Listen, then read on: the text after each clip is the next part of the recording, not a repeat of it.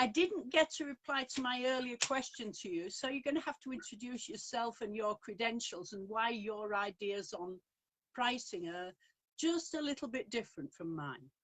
Yeah, so I think I've probably come from a slightly more cutthroat background.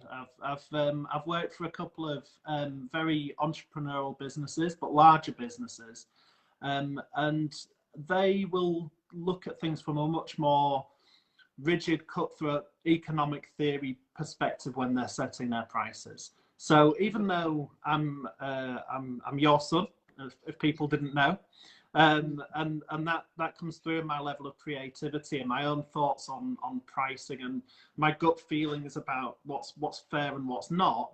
The businesses I work for are capitalist organisations, so I have a capitalist view on pricing.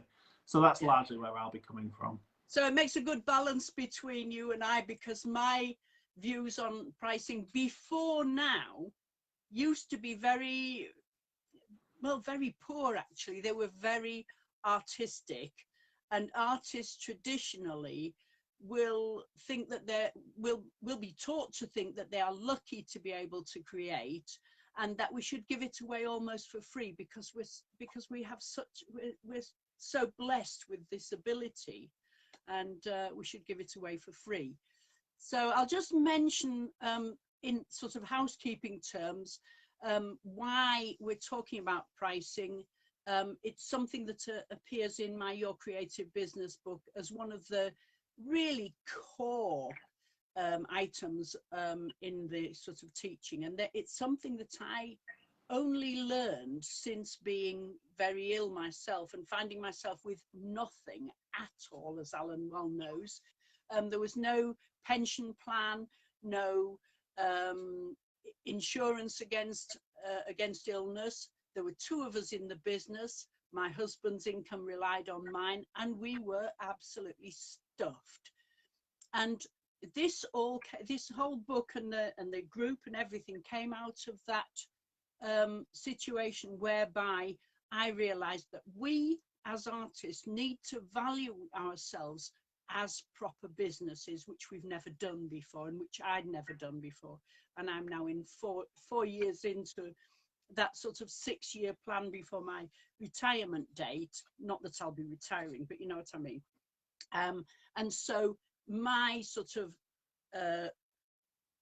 plan for charging goes up to a point, and Alan will point this out.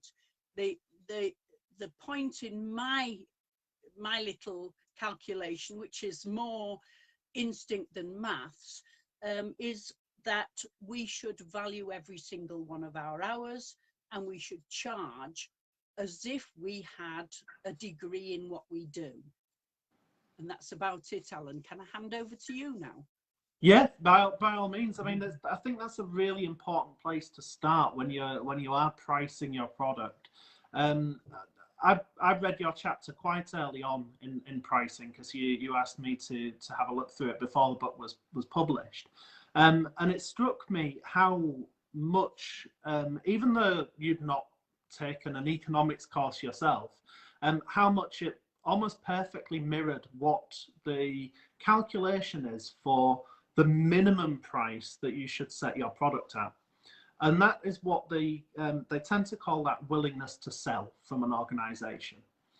And what that really means is, if I can't sell for that price, I'm better off doing something else. I'm better off, and that could, you can think of this as a financial calculation.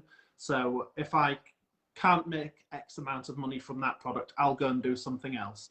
And your calculation was pretty good at doing that from the perspective of, I'm better off being a creative business, or I'm better getting a job somewhere else. I could do something else and make that amount of money. So as a price floor for a creative business, it was an excellent place to start, I think. Thank you. But now comes the criticism. Still, in my opinion, it's still not enough. Coming from a brutal capitalist perspective, that's not how businesses would tend to set their pricing. Right. So that's the willingness to sell. That's how much you're willing to sell it for. That's not how much an organization would charge for their products. Can I just stop you?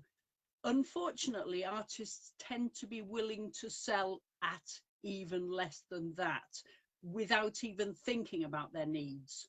Absolutely. Yeah, absolutely. And you should be very aware of when it becomes too little and when you should be going and doing something else, either a different craft project or going and working for a different organization or something like that.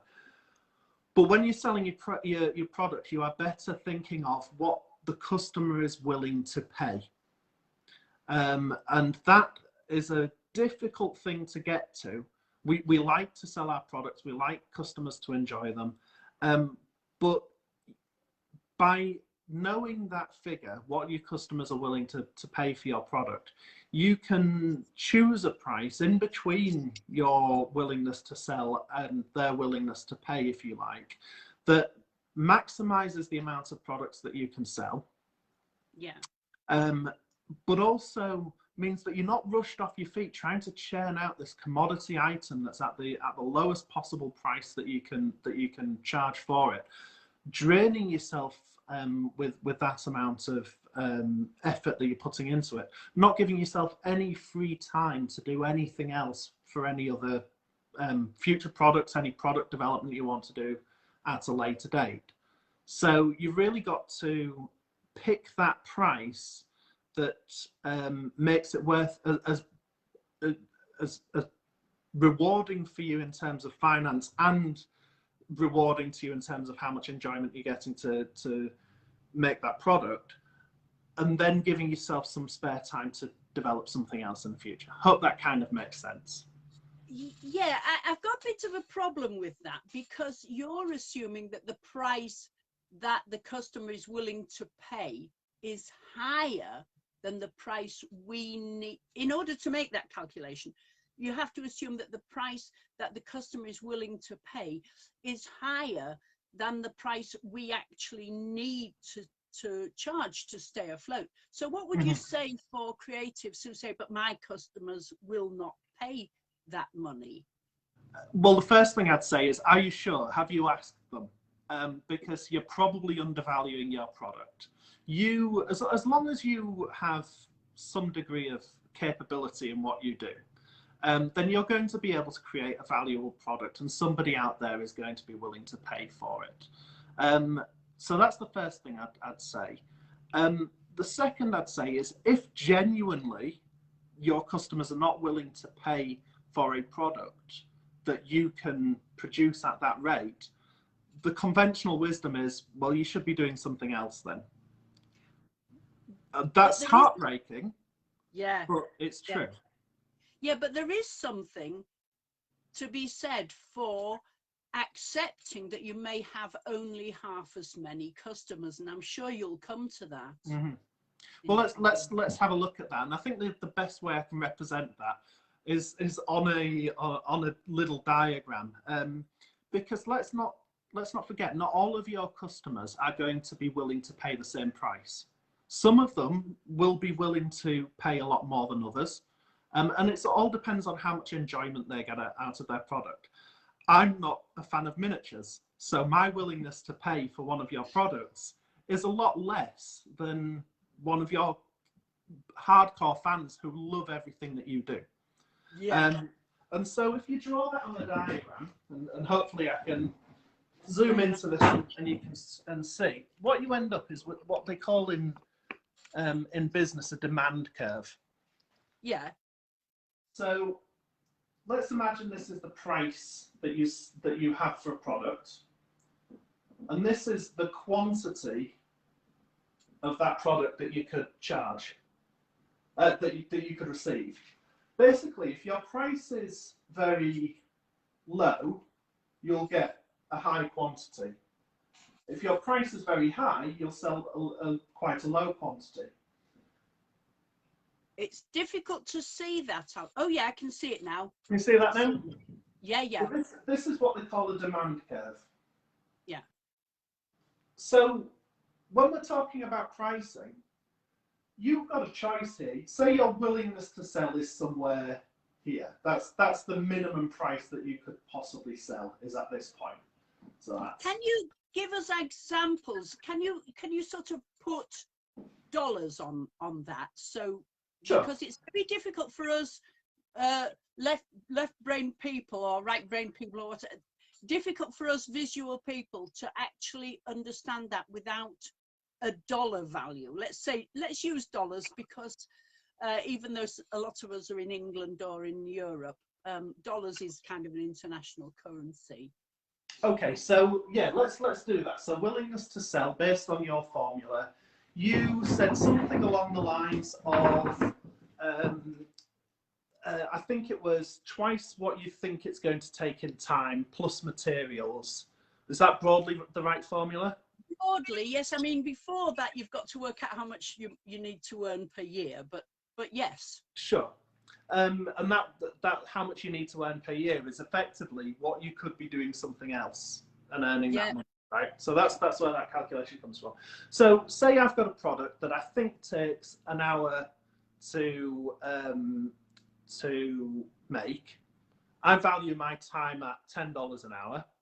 So that's quite cheap, right? But let's for argument's sake, $10 an hour. Yeah. Let's assume it's $20 worth of work plus $5 of material. My absolute minimum that I'm going to put here is $25. Now that makes sense. I'm beginning to understand that now. Are you understand? I can only see Christine. Are you understanding that, Christine? Does that make sense? That if he's willing to earn as little as $10 an hour, which is a very low amount, but doubled would be 20.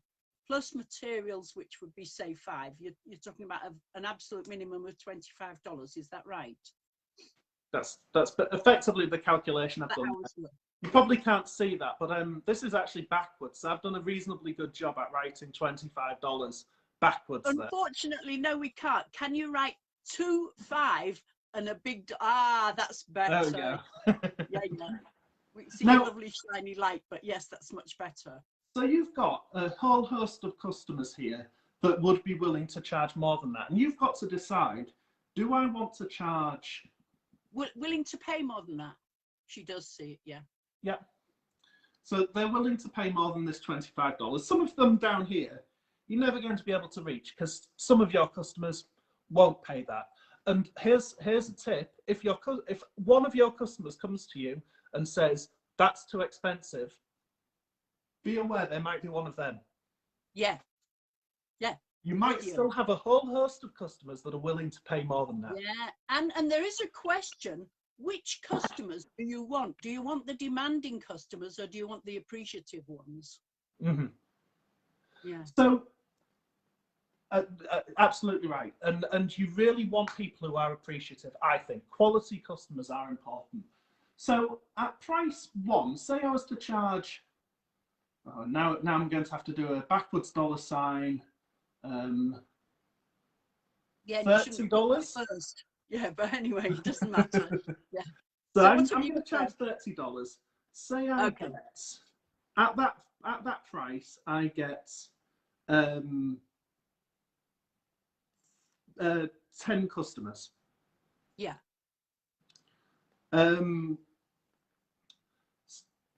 At a different price up here, say I decide to charge $100. Yeah. So I'm really valuing my product now. I think it's a great product, even though it's only cost me 25, because that's what willingness to sell is. That's basic cost price. Right. If I was willing to charge, if I charged $100, but I still got 5 customers, you've got now I can do the maths. I can say, is it better to have 10 customers at $30, i.e. $300 worth? Yeah. You do that maths quite easily, right? 30 times 10 is $300. Yeah. Or am I better charging 5 customers $100 and getting $500 worth? Well, the answer's quite obvious from a capitalist perspective. I should be selling fewer of them, but getting more money. And the very important bit about that is that you now have, you've only used so many of your hours, and you now have extra hours to spend on marketing and personal development and improving your product, because artists mustn't stand still.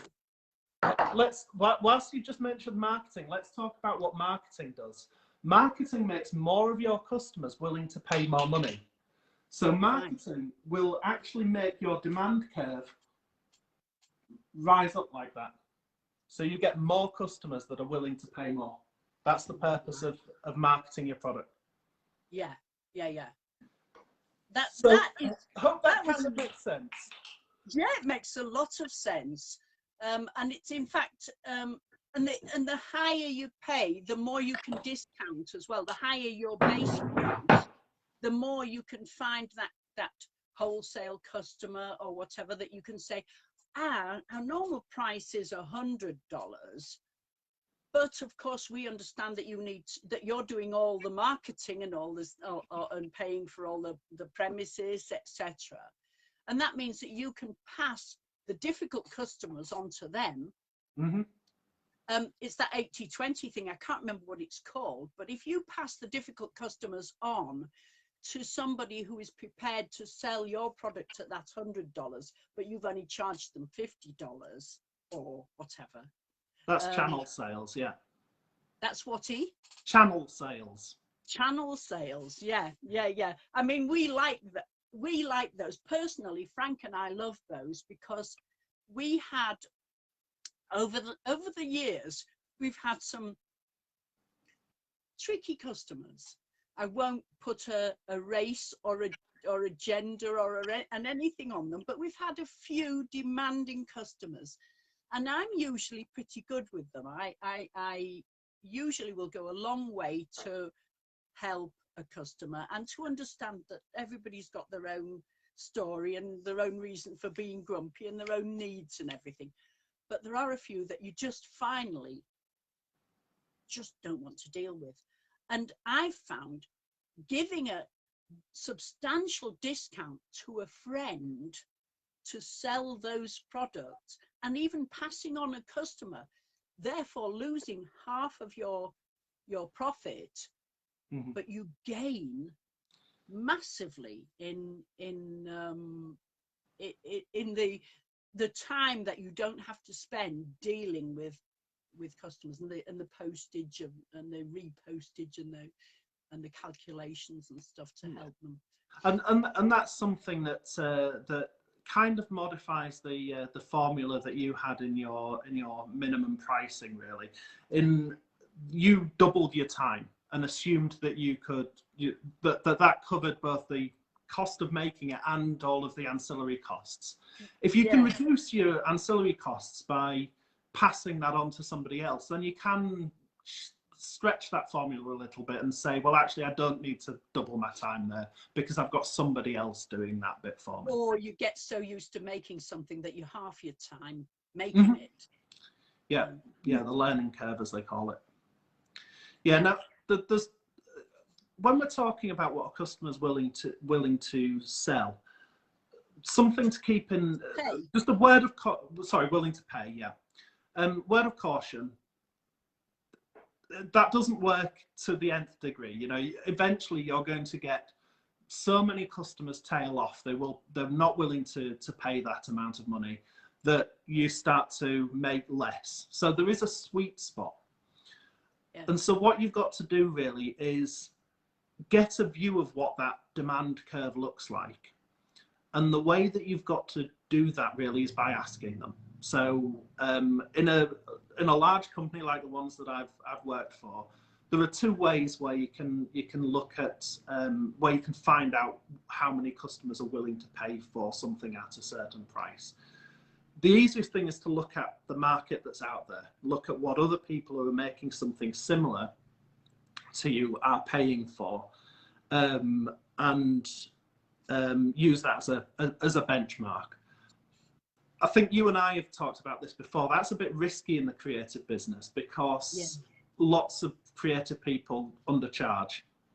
They do, yes. How would you suggest, I mean, I've got my own ideas about this, but how would you suggest that people learn to value, please excuse me, learn to revalue their time in spite of the fact that there's cheapo stuff out there?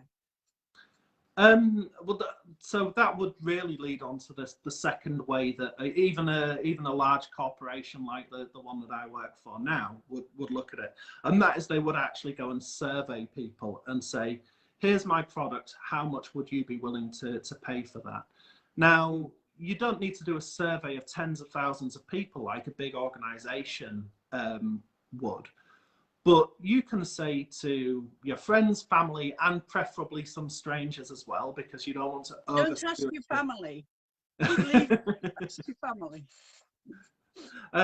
But I mean, that's kind of useful. If you get a representative sample of the general population, you can kind of find out, okay, well, X number of people would be willing to pay $30, and a substantially fewer number would be able to pay $100. Yeah. And you can visualize that and try and gauge where the best point to charge it is.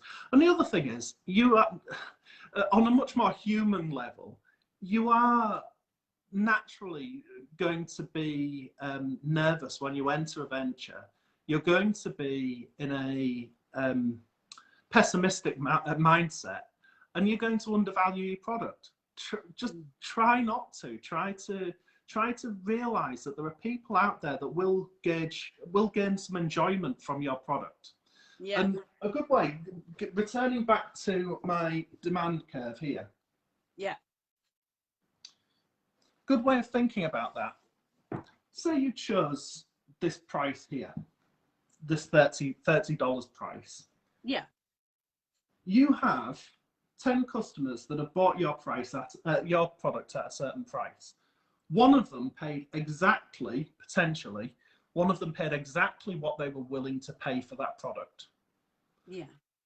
Most of your customers up here paid a lot less than they were willing to pay.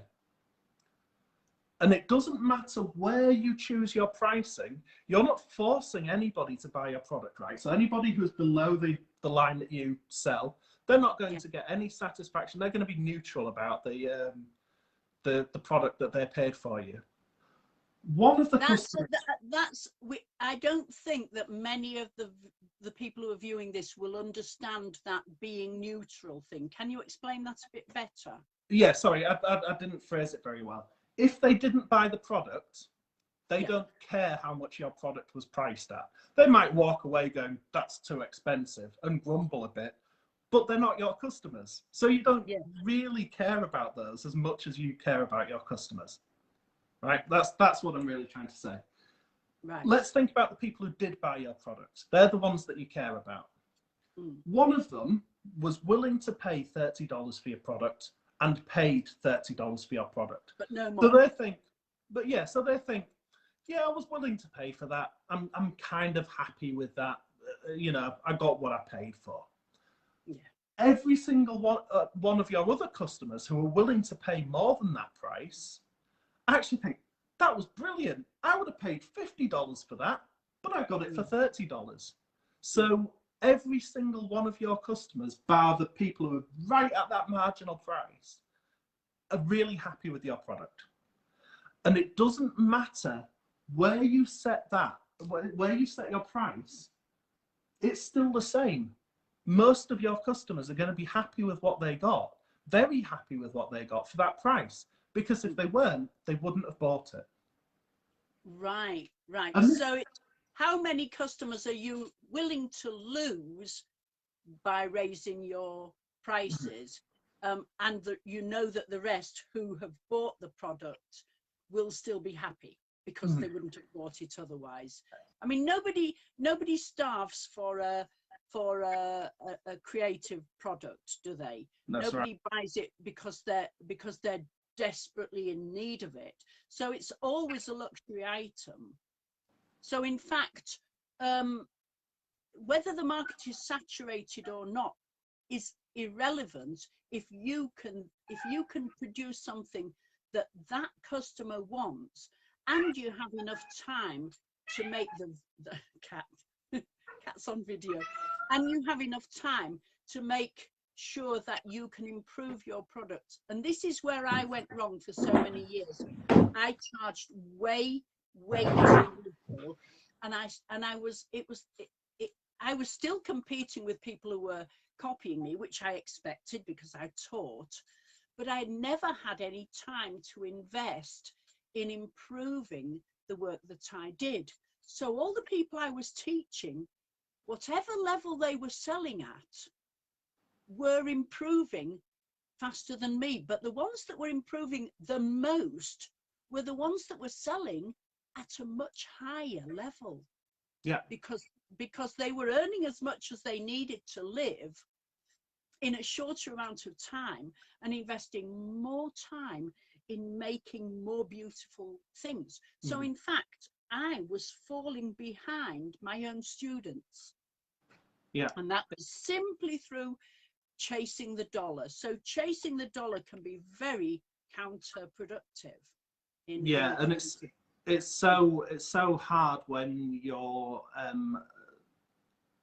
living hand to mouth. It's going to be a lot harder to take that risk, because the other thing about selling fewer products is your income is much more staggered.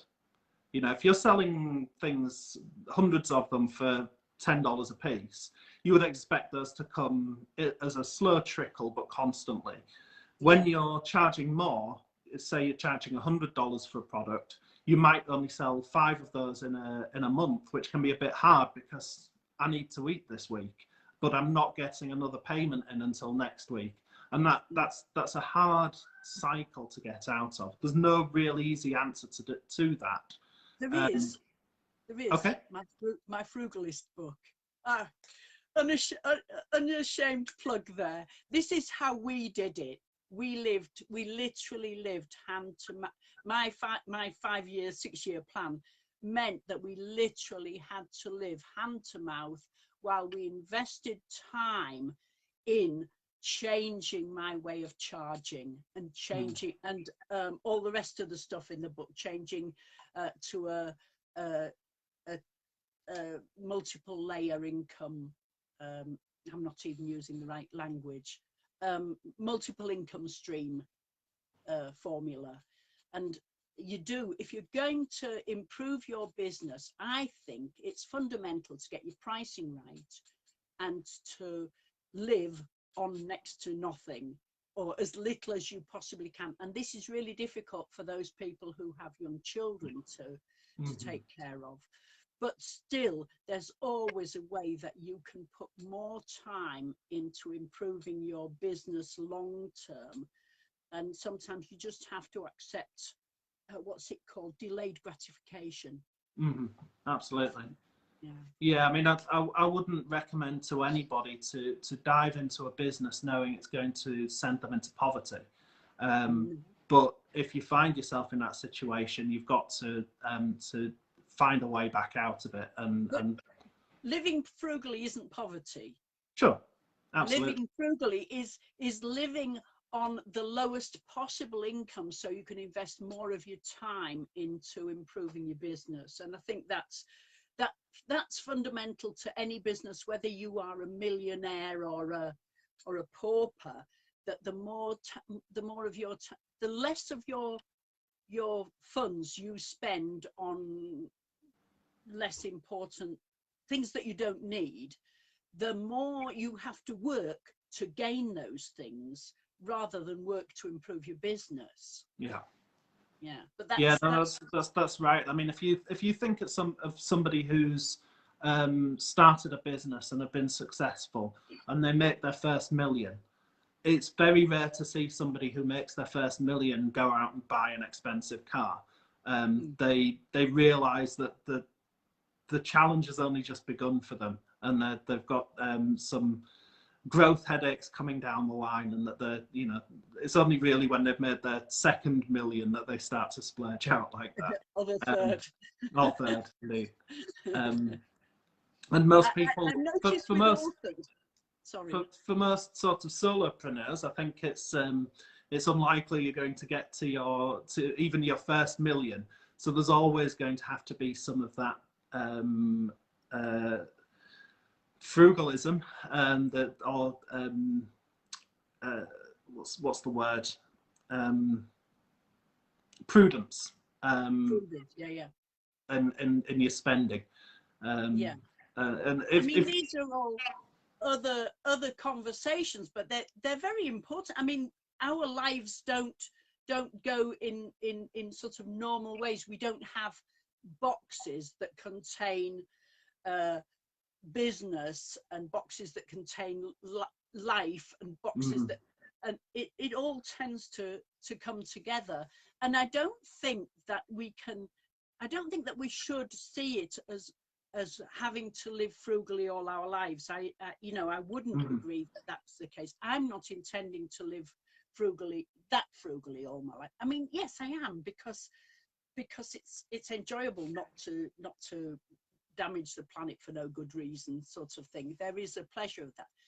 But there are so many things that you can do in a creative business that most people in a job can't do. I mean, all my working life, I've traveled, I wouldn't say for free, but the tax man took quite a lot of the burden.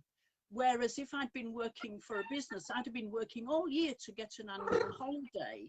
And yet I did sort of four mini breaks. We've got a visitor. Apologise for that. Hello, cat. So back to pricing, because that's what we're. I mean, but what you're saying is related to pricing, because there is that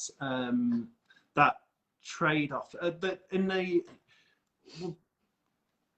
It's what they call a race to the bottom. If you charge the bare minimum for your product, you're always going to be chasing that bare minimum of income to simply survive, because that's all that formula covers. It's your, as you say, valuing your time at a certain income level, which is effectively what I could do doing another job elsewhere. You're always only ever going to be working your body off to reach that income level. If you can charge that little bit more, then you're hopefully giving yourself a degree of comfort that you're not constantly working 60 hours a week trying to gain something just above the poverty line. Talking about valuing yourself and what you could do in another job, it's worth mentioning that a lot of us don't have degrees, and that includes you, doesn't it, Alan? It does. And the reason why Alan has done so well in his life is because he has aimed himself at a type of work that he enjoys doing, and the years of study while he's done it has gained him more experience than many people who have degrees. And I think the same is true of you're doing one at the moment, aren't you? I am, actually, yeah. Postgrad, aren't you?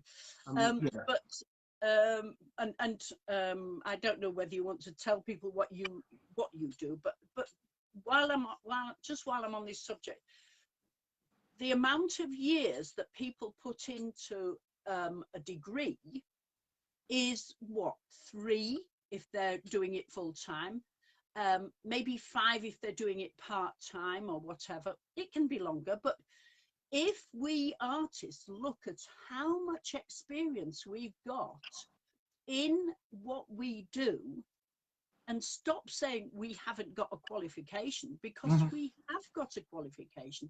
We've got the best qualification for what we do, especially if we're passionate about it.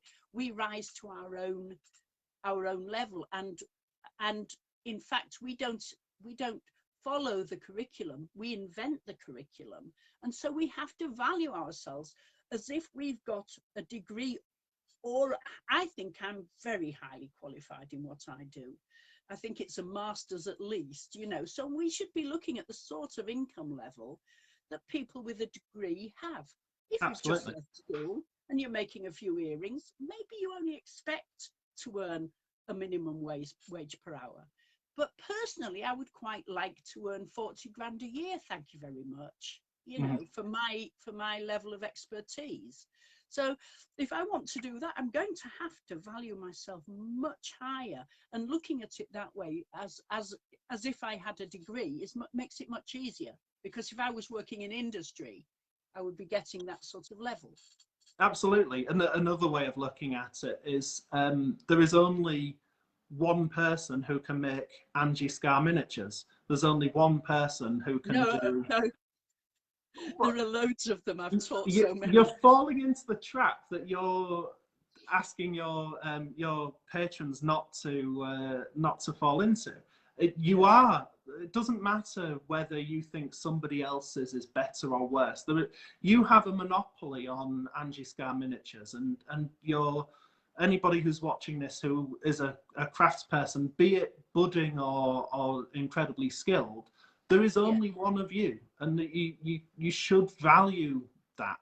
There's a brand aspect to it as well. Now, when you're talking about degrees and what I was doing, so yeah, I've done well for myself in spite of not having a degree, but I am at risk of, as much as people in the craft business, of undervaluing my time. And one thing that I learned quite early on, I would go to work and I was incredibly creative, a problem solver. I work in the technology industry, for those people who don't know.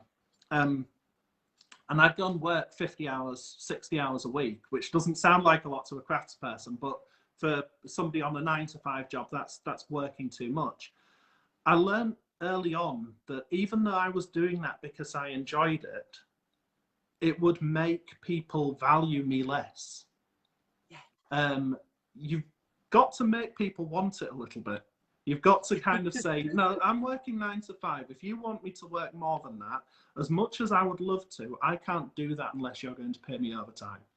And the same really applies for craftspeople. You want people, you love making the things that you make, and you want people to have those things in their hands so that they can enjoy what you've made. But you can't just, you've got to apply some value to it. You've got to say, if you want it, you've got to pay for it, really. There's nothing wrong with doing that. Yeah, very good. Yes, if you want it, you've got to pay for it. That's because we all have to eat. Artists shouldn't starve, of course, which absolutely is not. Christine says, thank you very much. I'm not sure who else has been in, but those who haven't been in will pick it up on catch up. We are still a small group, of course. Yeah, thanks, and if anybody has any questions, you can stick them on the Facebook page there, and I'm sure one of the two of us will be able to give some opinion on any questions that you might have. And there'll be other people in the group who have their opinions on it as well, may disagree with both of us. and that's fine too. Okay, thanks. Kirsty, nice to see you, Kirsty. Good. She says it's really useful. I don't know whether you can see that. I can. Okay, thank you for your time. Let's go and have a cuppa. We've earned it. All Excellent. right. Bye. Good Thanks, stuff. Alan. Thanks, everyone. Bye.